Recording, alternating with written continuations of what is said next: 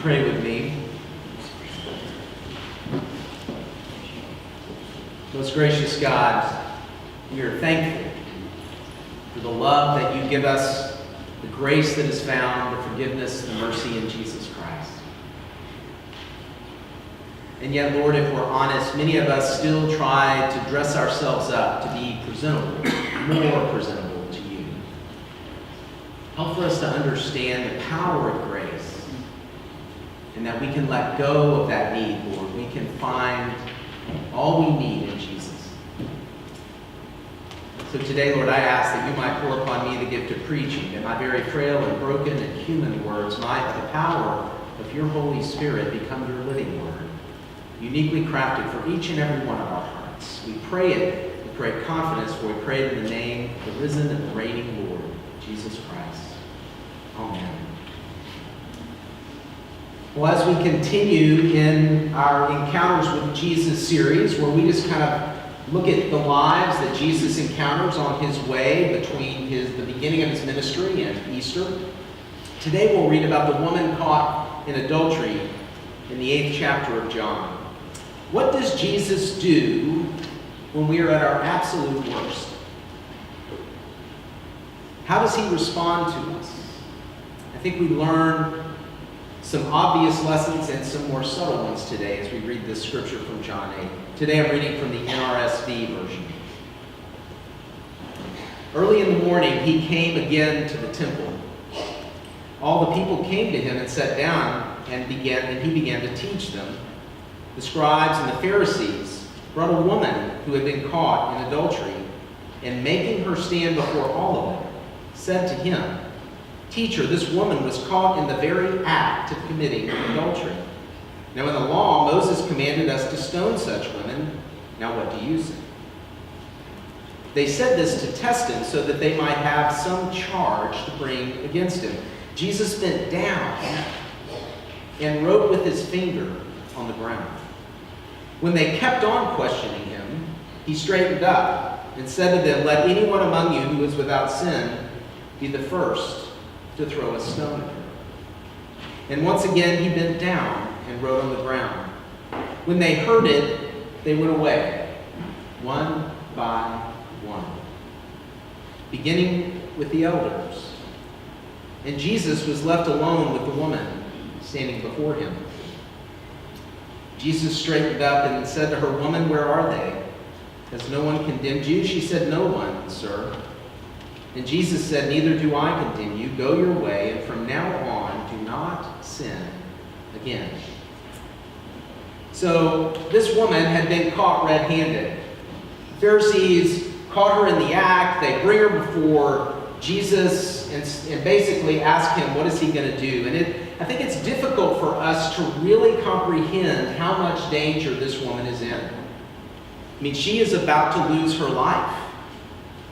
And oftentimes today, right, as bad as scandal can be, usually your life's not at stake. Maybe your life in the tabloids, right, whoever those people are. But this was truly a scary situation. The Old Testament states, both in Leviticus and in Deuteronomy, that if you have adultery, caught in the act of adultery, that you, both the man and the woman, by the way, should be stoned. Well, I don't think it says necessarily stoned, but put to death. And so one question is, where is the man? As often happens with our morality, we tend to apply it to our advantage. Men have the power, and they might be tempted to use that power to ignore the parts of the law that would hold them accountable.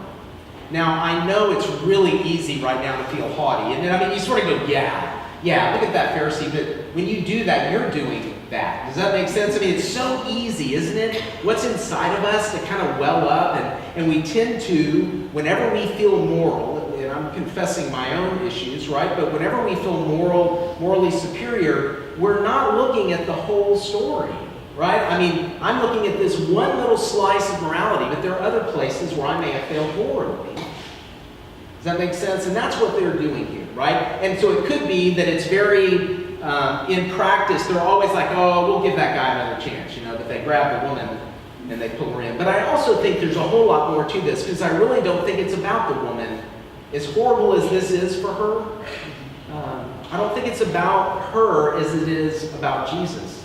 The religious elite, the Pharisees and scribes, saw an opportunity to trap him. Now, they make her stand before them all. I mean, they shame her horribly, don't they? They just throw her up there. Who knows what she's wearing or not wearing? We don't really have much of an idea. What we do know is that they prop her up in front of the crowd, making the most of this opportunity to shame her. And it says that they, of course, questioned Jesus to test him. But then it says this: Jesus bent down and he wrote with his finger on the ground. Why did Jesus respond by bending down and writing in the sand? Although we can only speculate because it doesn't give us the definition of why he's doing that, many theologians believe it was to distract the crowd from staring at the woman. In other words, he draws their attention away from her to ease her shame. And you just think about the difference between his motive and the Pharisees at this point.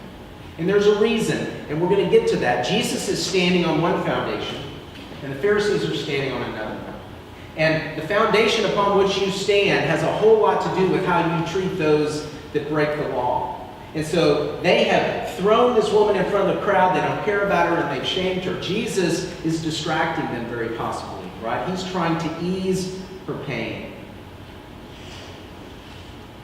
And so they kept on questioning him while he's writing in the sand, and he straightens up and he says, the zinger, right? Let anyone among you who is without sin be the first to throw a stone at her. Now you have to admit, this is a slick move on Jesus' part, isn't it? Because they're trying to trap him, and he knows that if he just doesn't deal with the law at all, that they'll be able to trap him and charge him. But he also cares deeply for this woman, right? I mean, any sinner, I think, but certainly here, this is who she is. And so he walks this very fine line. Frederick Dale Bruner, who wrote a commentary on the Gospel of John, says this: with this response, Jesus manages both to recognize, if not to honor, the ancient Bible's capital teaching to stone her, and at the same time to honor even more his unique compassion for this and for every shamed, if even sinful, human being, and so to avert the cruel use of the Bible. I think that's a brilliant statement, and I think it's really true. I think this is what Jesus is driving at. I think he's saying it is so easy to misuse Scripture, right, for our own benefit. And so, when, of course, they heard it, they went away one by one, beginning with the elders, and Jesus was left alone with the woman. The religious elite's focus is on the woman's brokenness, her inadequacy, her mistakes, and these are real. Her sin is real. Jesus acknowledges she's got sin and a problem in her life. He's not saying it's not important. So these sins are very apparent. But the thing that's tricky is, in order to put yourself in the seat of judgment, you have to focus on their faults and not your own. You have to feel like you are justified enough to be able to stand in the judgment seat. I don't know if you've heard it, but there's a statement that I've read that says, anytime you draw a line in the sand, Jesus is on the other side of that line. And today, this is certainly the case, isn't it? They've drawn a line in the sand. And so I just want to ask, because it's obvious, the Pharisees feel very justified in judging her. I think it's good for us to think about who today would Jesus stand in the gap for. Who are those people today?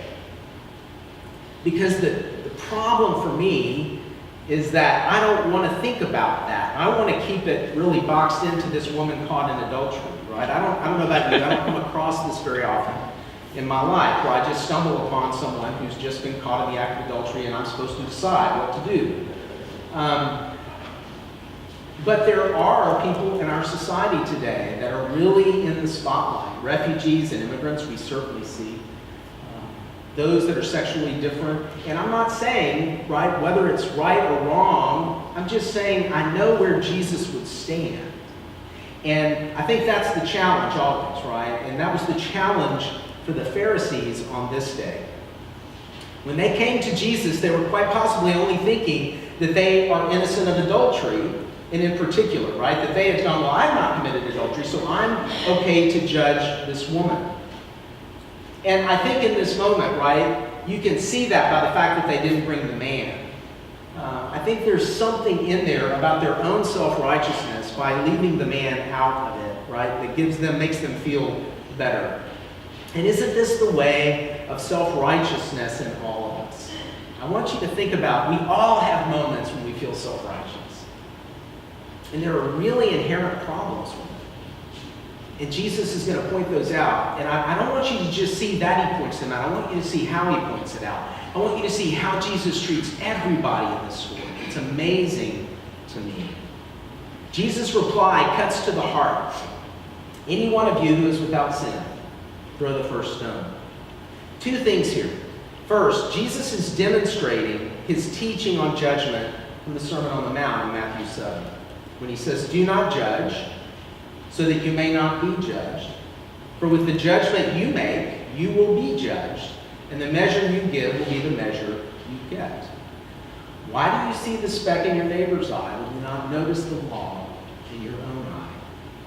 This is exactly what he's doing here. What he's doing is just pointing out the log in the Pharisees' eyes. And so first, I think this is probably in the back of his mind. This is a great application. Remember, there was a crowd of people there before these people arrived. He was teaching them. And here's a very teachable moment. He cares about the woman. We know that. We see that. He cares about the crowd. I think he wants them to see the truth of the gospel of grace. But he also cares about the Pharisees and scribes. And I think that's the part that kind of gets you in the story. So Jesus is the only one, by the way, qualified to throw the stone, isn't he? By his own standard. He's the only one qualified, and he doesn't. And I think that is really important for us to understand. Even when we have the right to be harsh, I think Jesus is saying, no, that's not the best way to get what we want. For the woman to be dead is not going to help the woman to change her life. The woman needs more, right, than what the law can give. And so he graciously removes the speck from both the religious elite side and from the adulteress side. From the religious elite, it says, and once again he bent down and he wrote on the ground. And I think this is, once again, speculation, but some commentators said this, that the second time it was very possible that he was writing in the sand for the very same reason, but this time for the sake of the Pharisees and scribes. He's just embarrassed them greatly. He's caught them completely. They're the ones trapped, right? And what does he do? The crowd is staring at them, and once again, his care for them is such, possibly, and I think it fits, that he goes down, again, to draw attention away from the guilty party. And then Jesus stands up and says to the woman after they leave, woman, where are they? Has no one condemned you? She says, no one, sir. And he says, neither do I condemn you. Go your way, and from now on, do not sin again. So he acknowledges the sin, but he doesn't condemn. But he doesn't condone either, right? He's not saying it doesn't matter. Our behavior does matter. Our morality does matter. He's just saying that when a person fails in their morality, that harsh judgment, which is our temptation, is not helpful in the long run, right? Which is the goal Jesus has for this woman is to be whole and to be free. Right? He's not accepting just the fact that she's a bad person from now and forevermore. He gives her an opportunity. Once again, Dale Bruner says this in his commentary. Jesus does not condone her sin. He specifically calls it sin, but he does forgive it.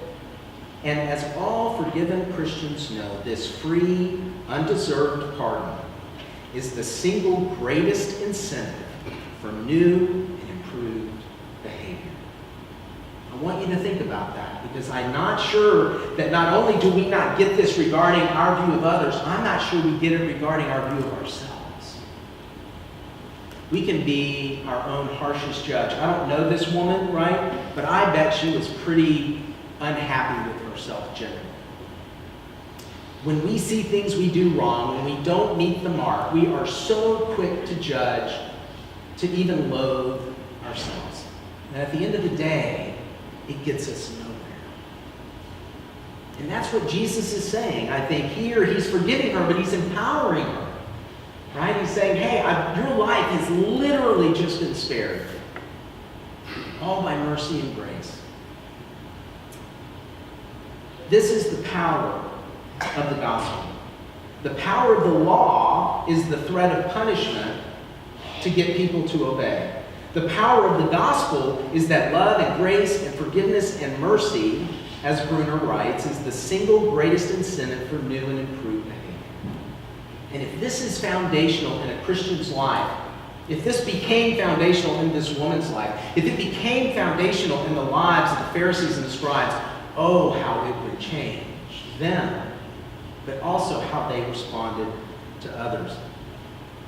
Canadian psychologist David Benner states this: neither knowing God nor knowing self can progress very far unless it begins with a knowledge of how deeply we are loved by God. Until we dare to believe that nothing can separate us from God's love, we remain in the elementary grades of the school of Christian spiritual transformation. Here's the point Jesus clearly makes by his actions in this story. As tempted as we are to want to justify ourselves by the law, we cannot. A lot of us want to find a way to earn our keep, even if it's just a little bit. Jesus, the cross is 95%. I'm only wanting to do 5. But it isn't enough. And it's bondage. That's what the law leads to. And I think Jesus is stating that pretty clearly. And then the law leads to self-deceit in telling ourselves we can fulfill it, right? The Pharisees are lying to themselves before Jesus points it out. It's like, oh, I am a sinner. But in that moment, right, the law was lying to them, or they were letting the law lie to them. And it leads to bondage. When we get bound up in the law, we end up all bound up in the law. And as the quote above stated, it keeps us in the elementary grades of spiritual growth. So the religious elite demonstrated their immaturity in the story by their legalistic actions. Rather, we all need the gospel of grace. This is what Jesus is saying, and this is why Jesus came. In this moment, Jesus is embodying John 3:16 and 17, right? For God so loved the world that he gave his only Son, that whoever believes in him should not perish, but have eternal life. Jesus didn't come into the world to judge the world, or condemn the world, but to save the world. He is living out the gospel in this moment. We are all caught red-handed. The woman, the religious elite, the crowd, you, me. Jesus demonstrates the power of the gospel to everyone in the story. First to the religious elite, right? Literally, look how gently he rebukes them. He doesn't yell at them. He isn't snarky. He just speaks the truth in love. The first one of you without sin, throw the stone. He points it out generously, just as generously as he is kind to the woman, right? There's really even-handedness here. And that's good because some of us, right? Some of us probably feel a little bit more like the Pharisee. We're not too sure we need much forgiveness. We're doing pretty well. And for those of you who might find yourself in that camp, Jesus speaks to you today. And for those of you that feel like the woman caught in adultery where you are just wired up, you have never made more mistakes in your life, and the self-loathing is just pouring out of you, you too, Jesus looks at today with the gospel of grace and says, that's why I have come. So think about how he treated everyone with the same generosity of grace today. He was just as kind toward the self-righteous as he was toward the obviously guilty. Have you ever seen and experienced fully your need for the grace of Jesus Christ? When I read the story, where did you place yourself? It's telling. Are you Jesus? That's a really good place to be, right? Are you the Pharisee? Are you the woman caught in adultery? Maybe you're the crowd. You're just sitting back watching it like a tennis match, right? Whatever it is, the gospel was for everyone there, is for everyone here. Jesus is saying the law does not lead to life and freedom. There's reasons that the law is there. He doesn't deny the law. He doesn't say you're wrong to say she should be stoned. What he says is that I'm going to step in the gap between the law and her. And I'm going to forgive her because I have the power to do that. And actually, my forgiveness and grace is going to empower her more than the law ever could to live a freer life, right?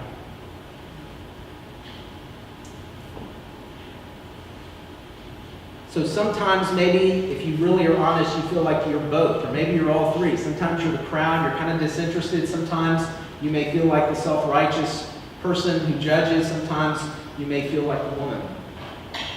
Jesus is saying to us today, we are all saved by grace and not works of the law. We are to imitate him. We are not to be self-righteous or haughty, because as Paul states in Romans, there is no one righteous, not even one. Rather, even when we come upon situations as dire as today's story, we are to respond with the power of the gospel of grace. Where might Jesus be testing you on this challenge? What people are you tempted to judge? Politically? Theologically? What would it look like to respond to them as Jesus did today? The power of the gospel and the power of the church representing the gospel to the world. The umph behind it is that if the Christians of the world go out and live this gospel, it transforms the world. Just like Jesus transformed that situation. That's the challenge of the discipleship call that Jesus has for you and me. May we have the courage to step forward in that journey with Jesus and to begin to understand the grace of God toward us, so that as we experience that freedom from our shame and self-judgment, that then we can treat others with freedom as well. In the name of the Father, and of the Son, and of the Holy Spirit.